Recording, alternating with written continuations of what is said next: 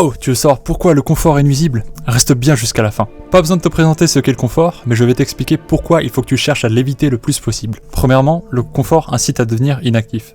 Tout simplement car tu auras beaucoup moins d'intérêt à chercher à t'améliorer ou à travailler, tu auras en somme beaucoup moins de volonté, on cherche toujours à faire le moins d'efforts possible pour réaliser une tâche. C'était probablement un avantage évolutif, mais maintenant c'est clairement un désavantage. Donc si tout est accessible facilement, quel intérêt aurais-tu à travailler plus dur, à faire du sport ou toute autre activité demandant de la volonté? Le confort pendant longtemps ça a été un privilège des classes sociales les plus élevées, et c'est les seuls qui avaient les moyens de se permettre, mais encore c'est pas pour autant qu'elles vivaient dedans. Aujourd'hui le confort est accessible à tous, vu que tout est fait pour te mettre dedans de toute façon. Un des arguments de vente les plus utilisés par exemple, c'est la simplicité d'utilisation, et c'est pas pour rien. Deuxièmement, là je vais surtout parler du confort, dans le sens contenu en ligne facile à regarder, type Netflix, BuzzFeed, Brut, Combini, etc. Le confort en fait va faire que tu baisses plus facilement ta garde vis-à-vis de ce qui se passe au niveau politique. Si c'est autant mis en avant, c'est parce que c'est plus pratique pour faire passer des lois plus facilement. Si les gens vivent dans le confort, ils auront moins tendance à se révolter. C'est un peu l'idée du pain et des jeux mais en plus poussé. Un effet encore plus vicieux, c'est carrément quand les plateformes à l'origine de ces excès de confort vont essayer de convaincre certains de s'engager politiquement. Ça donne la fameuse révolution avec un manifeste basé sur 3 articles Combini et un documentaire Netflix. D'ailleurs, on entend souvent l'expression PNJ utilisée à tort et à travers. Pour moi, justement, défendre une position car elle est confortable en se basant sur de l'information et de la culture fast-food, c'est le summum du PNJisme. Pour résumer, si tu veux t'engager politiquement, il faut d'abord que tu t'extirpes de ta situation confortable.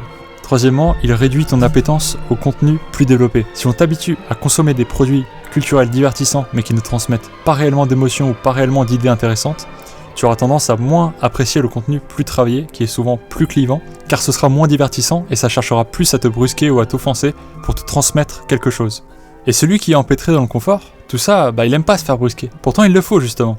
C'est en lisant ou en regardant des œuvres difficiles qu'on augmente sa résistance pour le moment où des événements graves de ta vie arrivent. Alors que si tu vis dans le confort, tu vas te prendre de ces droites par la vie mon gars. D'ailleurs on va faire un point Godwin tout de suite, mais si Mein Kampf est en vente libre, c'est parce que ça permet de voir quel cheminement a amené Hitler à commettre les pires atrocités pour ne pas les reproduire. Le consommateur moyen de séries et films Netflix, oui j'aime bien taper sur eux, n'aime pas être brusqué et ils l'ont bien compris.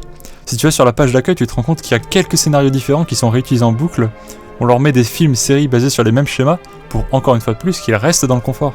Et en quatrième et dernier point, on a la dépression et le nihilisme qui sont engendrés par un excès de confort. En réalité, le confort ne rend pas les gens heureux, il donne simplement l'illusion de l'être. Encore pire, c'est que ça peut plonger certaines personnes en dépression, simplement parce que, encore une fois, nous ne sommes pas faits pour le confort.